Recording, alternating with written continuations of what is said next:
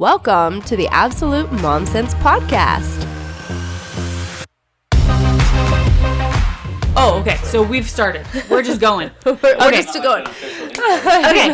Sorry. I try not to be like, oh, hey, welcome back. Okay. Because then it's a little bit more cheesy. I don't know. Okay, sorry. I feel like it's like chill. I totally messed you up then. You should keep going. No, I'm you're so sorry. fine. You're perfect. Okay, so what I was saying though, I feel like you're the perfect guest because I like the idea that you bring out that's like momming is fun, right? It's something that you enjoy doing. But I'm curious because you have 5 kids, right? Mm-hmm. Do you ever get people being like, wow, that's so many kids? Or are they just like, oh, 5 kids, great, good for you? Do you mean like online or in my personal life? Like, just what do you mean in general? Right? I mean, I think, yeah, a lot of people, I mean, especially with having them close together, like you deal with also, I'm sure. Yeah. But one thing I just wanted to like rewind for a sec that you were saying is just the idea that like, 'cause I think we have very similar goals with like helping women appreciate, understand motherhood more because like motherhood is a blessing in so many ways and we can get so weighed down by all of the tasks that are like associated that people think of as motherhood that it like you think that you actually don't like it when you're really just you don't like the task like I've heard people say maybe you've heard people say this like, oh, I love my kids, I just don't love being a mom.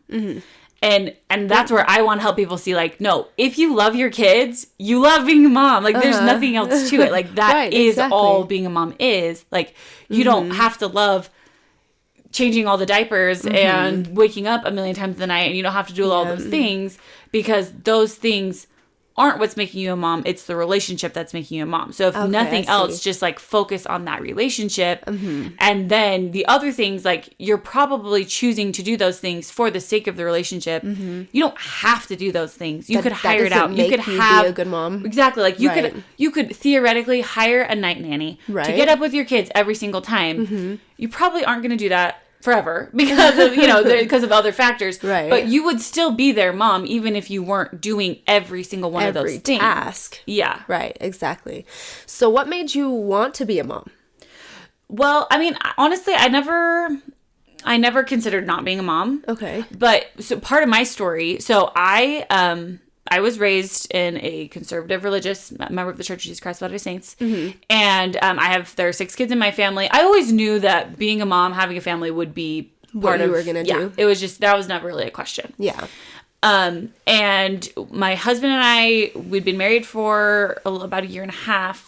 And all of a sudden, I found myself pregnant. Oh. And it wasn't like this moment of, where we'd been like planning. We were going to start our family now. We always knew we would have a family at some point, but we didn't know when that would happen. And then I was pregnant. And I had a lot of emotion come up when I found out I was pregnant. And a lot of it was positive. Okay. It was mostly sadness. It was mostly anger. It was frustration. It was like, okay, like, yeah, I always knew I wanted to have kids, but not right now. I very much felt that makes sense. Like once we started our family, my life was pretty much over and I was just living for my children at that point. And I knew that was like a sacrifice I was going to have to make, quote unquote. But you were just not sure when. Yeah, but I wasn't ready for it yet. Like I wasn't done living my life. Right. Is kind of how I felt. That makes sense. So when that pregnancy, like that whole pregnancy, I was really kind of figuring out my thoughts around this and like, why is this so, I wasn't expecting for it to be as traumatic is an extreme word, but like I wasn't expecting it to be as gut-wrenching, I guess. Yeah. Like shocking, all those things as it was. And my whole pregnancy, because I already came from a place of negativity, a place of fear around motherhood, everything that I was hearing just completely fed into that dialogue that I already had. And everything I saw, not everything I saw on social media, but most of what I saw on social media was negative. Most of what I heard from people were just telling me, motherhood is hard. Motherhood is hard. Has anybody really told you how hard motherhood's going to be? Right. And do you really know what you're getting yourself into? Yes. And say goodbye to your sleep and date nights are done. And to yourself no and your more relationships travel. with any friends or anything. Yeah. All those things. Like your marriage is going to be totally different now. Like everything is different in a negative way. Right. And so I was like, why do people even have kids at all? Like I legitimately did not understand because the people that were telling me this had multiple children. You're like, then why did you do it? Yeah, like why did you even have kids at all? And why are you continuing to have kids if it's really this miserable, you know? Exactly. So I never really came to a conclusion. Like that whole pregnancy, I was just trying to figure out like what is it? Like what something doesn't add up, right? Yeah. Yep.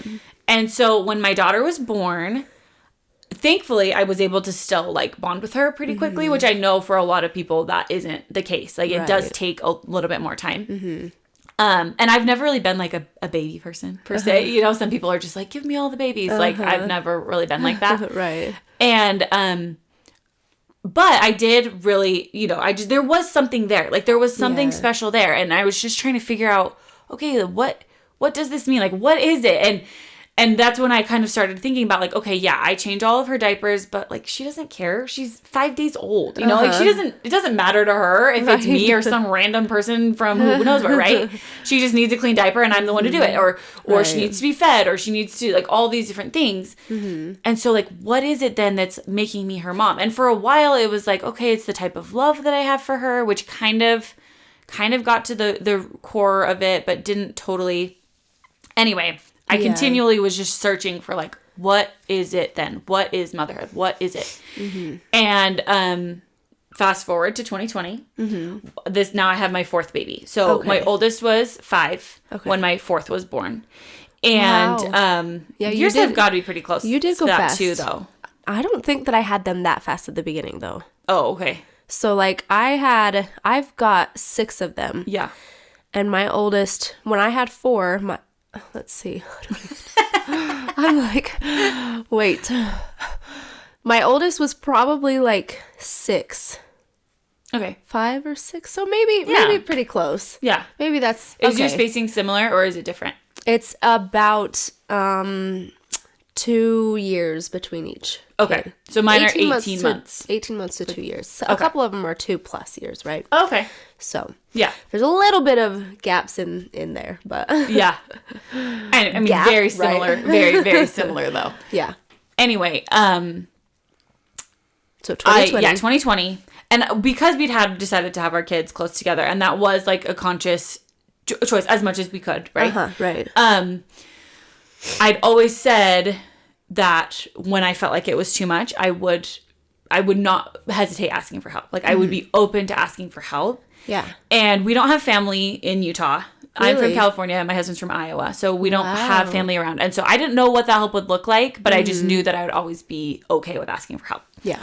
Well, then the pandemic happened and I literally felt like I didn't have the option to ask for help because who were you everything was cut off, you know, like shelter in place, like not having, I felt completely trapped for the first time. Exactly. Because I didn't feel like I had any options. And I was, you know, quote unquote, ultimate stay-at-home mom, right? Like home with my kids 24/7. Yeah. Not an exaggeration. Yep. And one day, well, not one day, this was just building over time. I was just not in a good place. And I mean, nobody was really. It was such a foreign world that year. And one day my husband came downstairs and he could just tell that I was just like really having a hard time. And he said, okay, I'll take the rest of the day off. Just go on a drive, go somewhere, do something, you know. I couldn't go, everywhere was closed, so I couldn't really go anywhere, but I could go on a drive. But at least you could get out. Yeah, exactly. And be by yourself. Which I hadn't been in a long time. Yep. And so I just went up and I drove to the mountains and I brought a journal and I just sat out in nature and I just started like writing down and just kind of like trying to process like what is going on with me? Like how can I... And like, how are you feeling? Yeah, like what am I feeling? How am I feeling? Just really trying to figure out what I was dealing with. And I realized that even though I was with my kids all the time, every day, all the time, my relationship with them was actually the worst it had ever been. Yep. And that was when I finally had this epiphany of like, oh, motherhood is the relationship. So it's not all the little things. Yeah, it's not the being there. It's not the living in the, living in the same house, but like, it's not the things that I'm doing. It's the emotional bond, support, connection. Yeah, exactly. It's all of that. And I had none of that, really. Okay, none might be extreme, but very little. Right. And so that was when I was like, okay, I need to reevaluate. Like, how can I set up my life in a way that's going to support the relationship first, and everything else is just there. Can come with it. Right? Yeah, exactly. Like, it can come with it, but it doesn't have to. Right. And so that was when I was like, okay, I want to have some time for me, and like, not only is that going to benefit me, but how that is going to benefit my kids, because now I'm going to be able to have a little bit of separation from them. I'm going to realize that my identity does not rest in my relationship with them. My identity is so much deeper and bigger than that. Right. And so I need to tap into like, okay, what do I like? What do I want to do? What are the things that help me feel excited and fulfilled and whatever? And then how can I use those things to support the relationship that I have with my kids?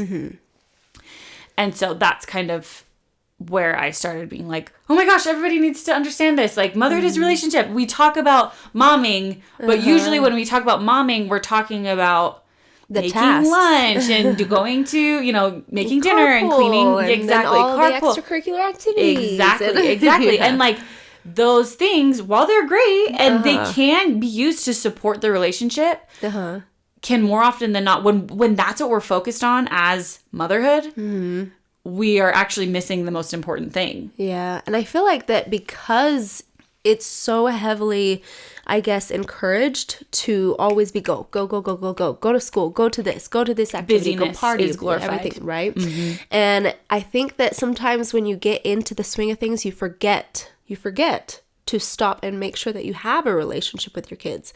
And especially when you have so many of them, making sure you have a relationship with each of them. Totally. At a time, right? And it looks different with every one of them. Exactly. And the way that you talk to them, the way that you handle things with each of them. And so I feel like that sometimes it's hard to remember to like slow down and just make sure that you are there with them and for them, right? Yeah. And so that's one of the things that I've really loved. But I will say, on the comment that you made when you first started having kids or before you had kids, the idea that being a mom generally is pretty negative. Oh, right? I agree. It's like every single time that somebody talks about it, it's, this is so hard. This is this. And so that was one of the things that really bothered me too, because I was like, wait a second. Not only are you like telling any new mom this, and then they sit there and go, then what am I doing? Right. What are you doing? Like, what is anybody doing this? Like, why is this even happening? But also you change the narrative even for older moms who have lots of kids, and then they quit trying. Because it's too hard. Well, and so much of the motherhood that we focus on is like the baby and toddler years, because that's where there are the most tasks associated. Right. And it's like people forget, and that's what I like to help people focus on too, is like when you think about motherhood as a relationship, that relationship is so much bigger than the diaper phase or the school age phase, or even the time that they're in the house. Like that relationship extends, and the way that we can foster that relationship and the way that we can build connection is going to change depending on the age of our kids, obviously. But then it's like, there was like this reel that came out a few months ago that was talking about like the first 4 years of your child's life. And there was a lot of people that were on both sides of that. Like, this is so perfect, or some people didn't like it. Hopefully you know what I'm talking about. I do. Yep, I know. Okay. Anyway, it's like we focus so much on those 4 years that we we lose focus of the big picture. The rest of them. Yeah, exactly. Right. And it's like, motherhood isn't over when your kids are in school, and it's not over when they're out of the house. Like and so making sure that we allow space for ourselves to really understand that we are so much more than a caregiver, because that caregiving stage is really short in the grand scheme of things. And if we think that that's where our value as a mother comes in, then that's why we have so many women who, once they're empty nesters, they just kind of lose their life purpose, you know? And they're like, what do I do now? Exactly. Yeah. Yeah, I know. And I don't know. I liked, I mean, with that specific, the reel, right? I liked the idea of it in that, you know, those first 4 years are so crucial and critical. Like, don't take them for granted. Right. And so I liked that, but I did think the same thing where, well, then what after that? Right? Do you just stop now because they're 4? Right, so we're done, right? Momming is done. So I liked the idea in the sense that just sit and enjoy every moment, right? Yeah. But I feel the same. And also, you might not enjoy every moment, though. Right. And that's okay, because I mean, I think that's part of the problem too, is that we get with any other relationship, we allow space for ourselves in the relationship, except for when it comes to our kids. Then it's like any space is looked up as a negative thing. So let me frame it a little bit differently. So a lot of women feel guilty, or they feel like a bad mom if they take time away from their kids. Yeah. Yep. And because they think that like that makes them less of a mom, maybe. But it's like, okay, but I'm married to my husband and I'm not with him every second of the day, and our relationship is still really good. Yeah. You know, like we don't need to be together every second of the day for that relationship to stay strong. Right. But so many women feel like they have to be with their kids all the time. And sometimes it actually has the opposite effect, in the fact that because they're not giving space for themselves and away from their kids, the relationship can suffer. Yep. And so it definitely is. And like you said, it's so individual with each child and with each person, because we kind of have to figure out like what is the best balance for us. Right. And so for me, my big takeaway with my epiphany that day in the mountains was like, I'm going to get a babysitter to come once a week or twice a week, you know, because I want to be able to have time away from my kids, so that when I have time with my kids, it's more intentional. Yeah. I'm actually able to be more present with them because I have other time that I can be doing some of the other things that are making me, you know, whatever. Yep. I'm really big on like routine and scheduling for that reason, because I'm like, if I am going to be as good as I can be as a mom when I'm a mom, then I have to make sure that I address everything else, like you were saying.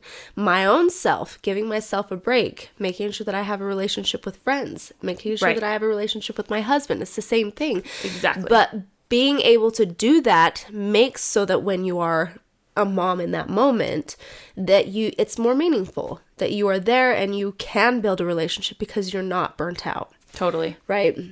So what would you say is your most favorite part about being a mom? I love seeing my kids try new things, like just seeing them experience new things for the first time, and just like the reactions that they have when either it's, I don't know, maybe like new foods comes to mind. Like I have one, my 4-year-old, he turns 5 in a couple weeks, but whenever he tries a new food, his face, just like the faces he makes are so funny. So yeah, just like experiencing new things with them is really, really fun for me. Yeah. Laughing together. I love that. Just finding those ways that we can grow closer together, like connect emotionally, and just like, deepening the relationship. I think those things are what I think are super fun. Yeah. I love seeing each of their individual personalities coming out. It's so crazy and strange how you have a tiny human and then all of a sudden they just have a personality and you're like, and it's different from that one and that one and that one. Right. So I love seeing the different personalities. What would you say is your least favorite thing about being a mom? About being a mom or about momming, right? The whole thing. Okay, being a stay-at-home mom kind of thing. Yeah. I mean, I think just maintaining composure, like just patience, like is really tricky. And especially with so many kids that need so many things all the time because they are little. I don't enjoy having to tell them no, or like telling them like, okay, no, I'm setting boundaries and like things like that I find are so important. And I do think that they benefit the relationship long term. Yeah. They're obviously not fun to implement in the moment. Yeah. Right. Yeah, that makes sense. My task that I'm like, I can't stand is grocery shopping. I can't do it. It's one of those grocery things that I'm like, delivery. I know. I live on that because I'm like, I can't do this. And it, like, the last time that I went into a grocery store with all of my kids at the same time, I was like, why would I do this ever again? This is so much. Yeah. Why would you though? I know. It's the worst ever. I will say though, as they're getting older, because now with the grocery delivery and everything, then it gets home and they just take care of it for me. And I'm like, okay, now I can handle this. Yeah. Now I can do grocery shopping. So I know we talked a lot about like redefining motherhood, right? Because that's your thing. And I really love your shirt. It's so cute. Did you have it made? I did, yeah. Oh, that's so cute. So how would you say motherhood is, and how would you redefine it? Yeah. Does that make sense? Yeah. So a lot of, it comes back to just this idea that we use momming and we use motherhood synonymously with so many of those tasks. And that's where I just I really try to help women like separate those things out, because again, like doing the grocery shopping, running the carpools, doing the meal prep, doing the cleanup, like those things, you could literally outsource all of those and maintain a really great relationship with your kids. And a great example of that would be most dads, right? And that's why I think it's so important too, is because understanding motherhood as a relationship kind of equalizes motherhood and fatherhood. Women feel responsible for so much of the invisible labor, of the tasks, of all these things that can feel very heavy and very isolating and even just this idea that we expect stay-at-home moms to just be home all day the time with their kids, and they're so isolated. And when their kids are little, they're really, even a 5-year-old, like you're not going to have the same level of stimulating conversation with a 5-year-old as you are with another adult, right?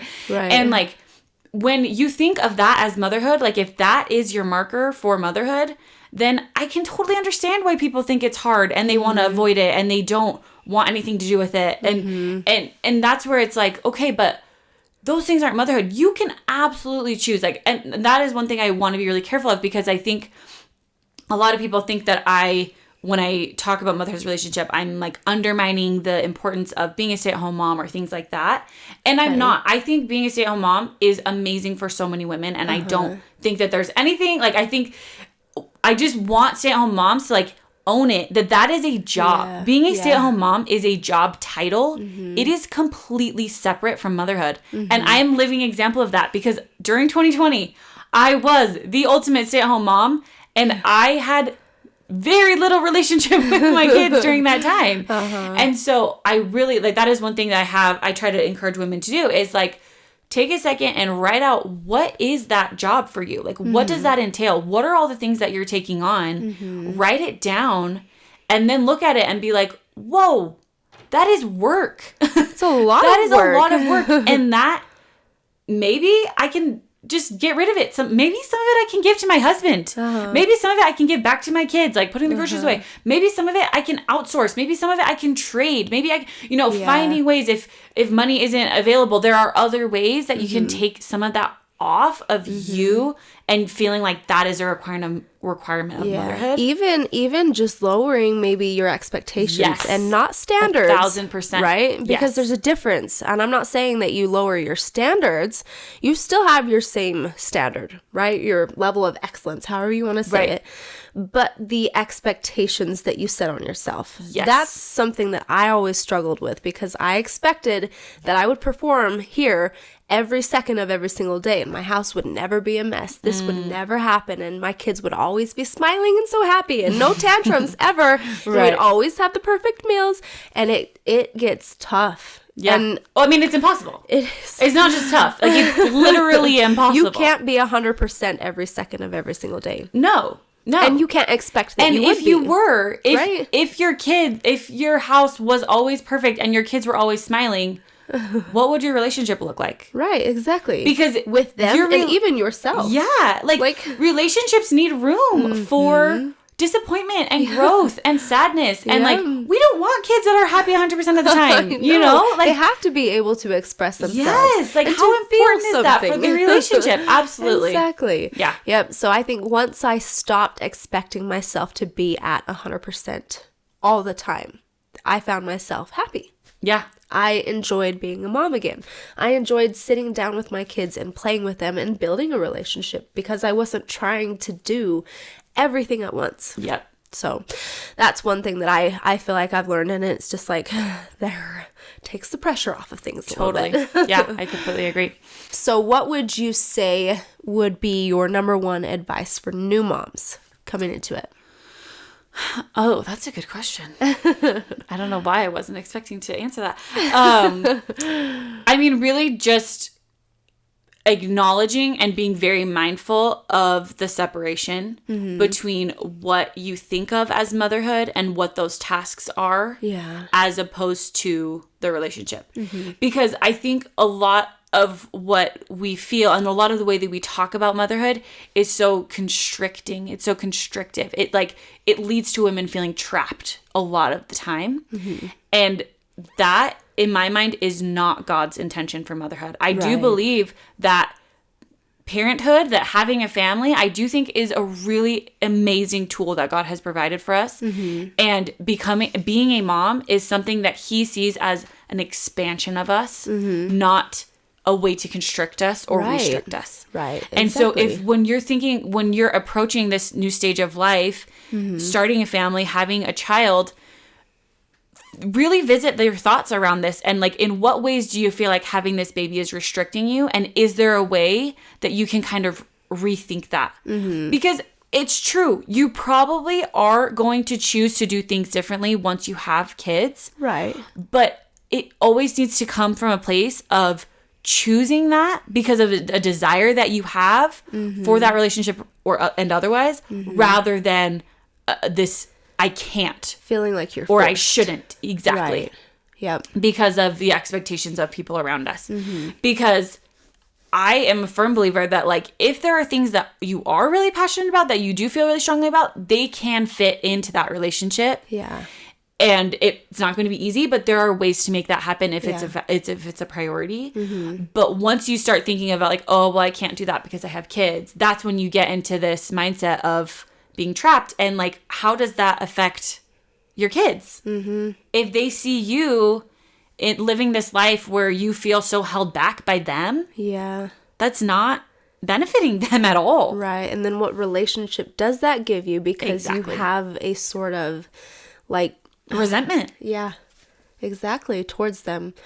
I think that's great advice. I mean, like, if I could have heard this when I was a first-time mom, it would have helped so much because, like I said, there were so many things that I felt like had to be a certain way because of what somebody else said or the expectations that even I put on my own self.